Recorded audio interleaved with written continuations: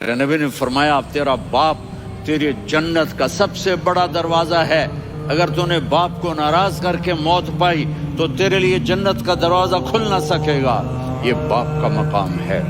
پھر آپ نے 11 شادیاں کی، کیوں کی؟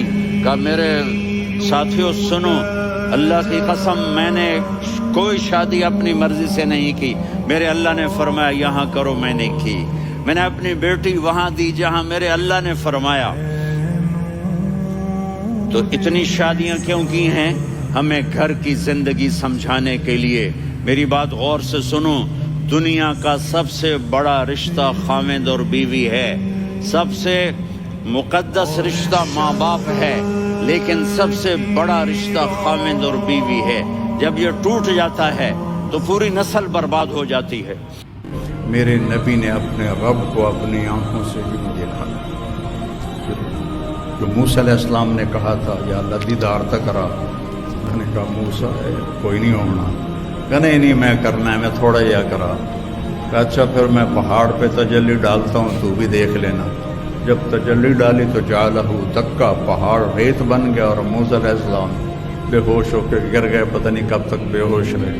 اور میرے محبوب آپ کے نبی ایسے اپنے رب کو دیکھ رہے ہیں اور اللہ پردے ہٹا کے آپ سے گفتگو فرما رہا ہے، اور آپ کہہ رہے ہیں التحیات للہ والصلوات والطیبات، اور اللہ کہہ رہا ہے السلام علیک ایھا النبی ورحمۃ اللہ وبرکاتہ۔ پھر میرا نبی کہہ رہا ہے یا اللہ آپ نے ابراہیم کو خلیل بنایا، موسیٰ کو کلیم بنایا، داؤد کے لیے لوہا نرم کیا، سلیمان کے لیے ہوا تابع کی، آپ نے عیسیٰ کے لیے مردے زندہ کیے، میرے لیے کیا ہے؟ تو اللہ تعالیٰ نے فرمایا اولیس قد آتیتک افضل من ذلک کلہ، میرے محبوب آپ کو وہ دیا ہے جو کائنات میں کسی کو نہیں دیا، کسی کو نہیں دیا۔ کہا یا اللہ وہ کیا ہے؟ کہا اللہ ذکرت الا ذکرت معی، تیرا میرا نام اکٹھا ہو گیا ہے، قیامت تک کبھی جدا نہیں ہوگا۔ ایک مرتبہ آپ بکریاں چرا رہے تھے، یہودی گزرے تو وہ کہنے لگے یہ بچہ کون ہے؟ تو حلیمہ کے خامن ابو کبشہ نے کہا میرا بیٹا ہے۔ کہنے لگے اگر تم کہتے نا کہ اس کا باپ مر چکا ہے تو ہم اسے یہیں قتل کر دیتے، یہ آنے والے وقت کا نبی ہے۔ 12 سال کی عمر میں حضرت ابو طالب آپ کو لے کر تجارت کے لیے گئے، تو زرقا ایک جگہ ہے، میں وہاں گیا ہوں، وہاں ایک راہب تھا بحیرہ۔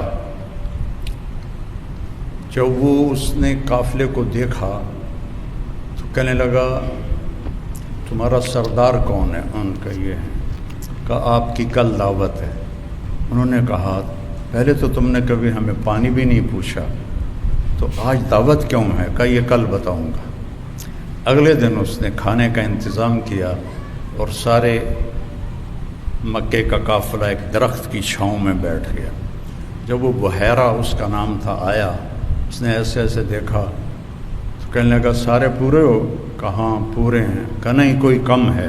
کہاں ایک بچہ ہے اونٹ چرانے گیا ہے۔ تو بحیرہ کہنے لگا اسی بچے کی وجہ سے تو دونوں روٹی کھوا رہے ہیں، دونوں کہاں پوچھنا ہے، اس بچے کو بلاؤ۔